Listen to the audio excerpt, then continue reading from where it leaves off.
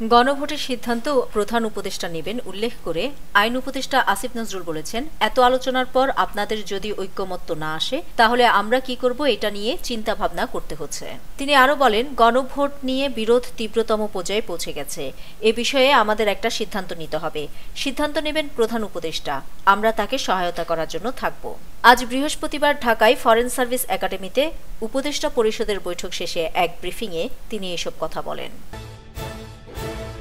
জাতীয় নির্বাচনের আগে গণভোটের দাবি অযৌক্তিক এবং অবিবেচনাপ্রসূত উল্লেখ করে বিএনপির মহাসচিব মির্জা ফখরুল ইসলাম আলমগীর বলেছেন, জাতীয় নির্বাচনের দিন ছাড়া বিএনপি কোনোভাবেই গণভোটের সিদ্ধান্ত মেনে নেবে না। আজ বৃহস্পতিবার রাজধানীর গুলশানে দলের চেয়ারপারসনের কার্যালয়ে এক সংবাদ সম্মেলনে তিনি এসব কথা জানান।